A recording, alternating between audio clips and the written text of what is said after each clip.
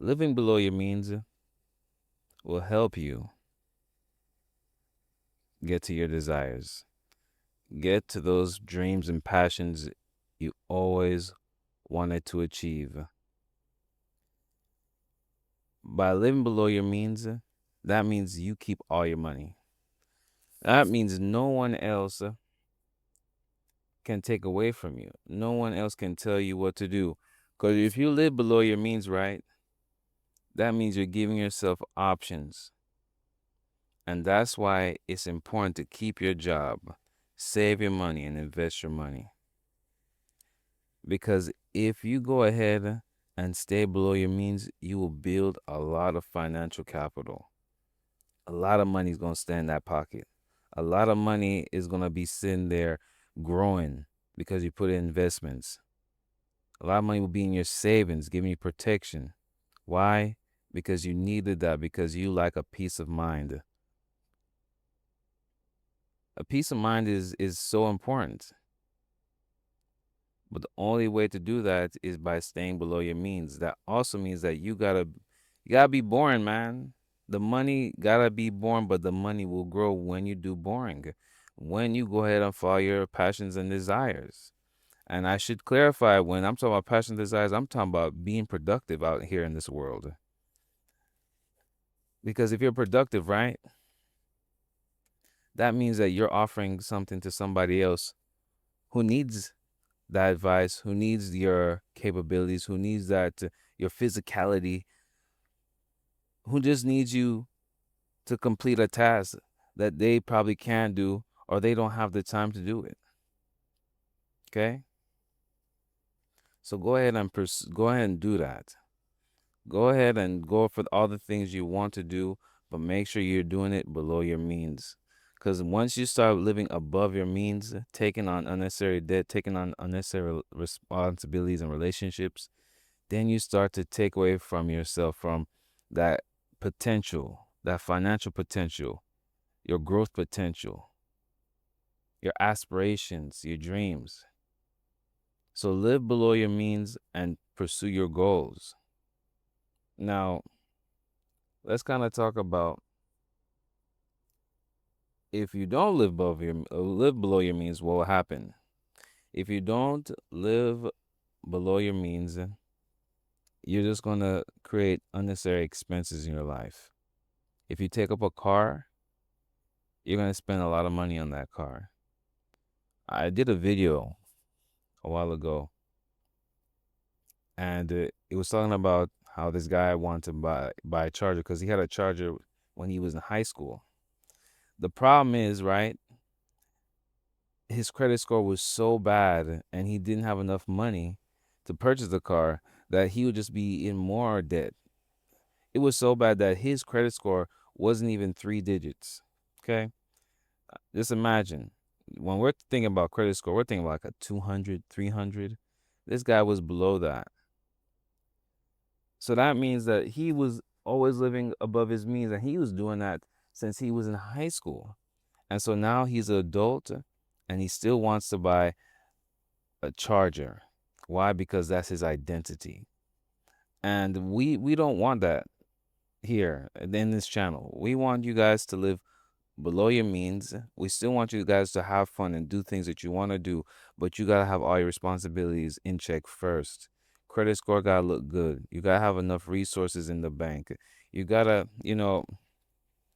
have a job, have a career, have some type of income potential, business, entrepreneurship, something going on, so you can go ahead and fund your investment account and your savings account. And this is all just to protect you, because there's no reason to buy these things and it's not going to benefit you. Because imagine, you're in your 20s, going to college, you made a mistake in your college, and then you hit your 30s, but you don't have anything saved. So now you're in your 30s and you're making the same mistakes you did in your 20s, and then you hit your 40s. The goal is to stop that. The goal is for you to, when you're in your 20s, to invest in yourself by learning as many skills as possible, the ones that are going to make you productive, going to give you the ability to make a lot of income. And that income is what you're going to use to fund your savings and investing account. And once you fund that, then you can go and pursue your goals and aspirations and dreams. Because why? You already have your backup plan, your emergency savings, right? Just in case something goes down. Then you got your investment account that's going to be working. It's going to be working, building out capital because you've been investing in it. You saved at 10. Let's say that you worked all your throughout your 20s. You saved 10, 20 grand in your savings account. You put in Ally Bank, getting a 3% back on it. Then you saved, let's say you had 30 grand in your investment account. That's making money for you. And now you're in your 30s. Not only did you go ahead and do all that, but you also build up your skills in your job, and you're building that and you're making more money. And let's say now your savings account is 50 grand and your investment account is 250 grand in your 30s working your job. And now you're like, I want to do something more. Before you quit your job, you go ahead and invest into that small business, into that passion project you wanted to do. But you kept your job while you worked on it during your off times. That's going to give you that power. That's going to give you that availability to continue to grow yourself, to continue building the passion projects that you want to do. Because all of us want to do something interesting, something that we always wanted to do. But the only way to do that is begin living below your means, to understand the pitfalls in life, to understand that if you take on unnecessary debt relationships, that this is going to bring you down, especially as a man. As a man, no one's really going to come and save us. So it's up to us to make sure that we save ourselves first and align ourselves with people with the same ambition and drive as us. And first of all, we invest in ourselves, but we got to get the right information. Because if you get the wrong information, especially as a man, you are going to fall. The same thing can be said for women, but since I'm a guy, I'm talking to the guys here. Guys, that kills us.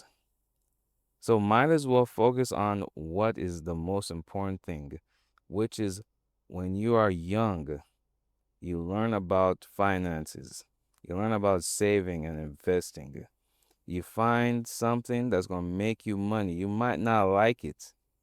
I'm telling you, you might not like it, but if you invest, save, and work your career or your job to the best of your ability, and you save enough for your emergency, save enough in your investing, work on your passion project while you're doing your job, and you figure out a way how to make that passion project make you money, that's going to be the key there. Because once you do all of that right, then you can go ahead and do other aspirations. But we need the fundamentals built up first. We need that bridge. And the bridge is by having that job or career that's going to build the bridge to saving and investing. And the saving and investing is going to build the next bridge to building that passion project, to building that dream that you always wanted to do, to building that your own path of career that you want to build for yourself. Because I think in life, we all want to do something that we always found interesting, something that we found drawn to. So I want to put that out to you guys, man. But let me know what you think about this one. I'll see you next one. Peace.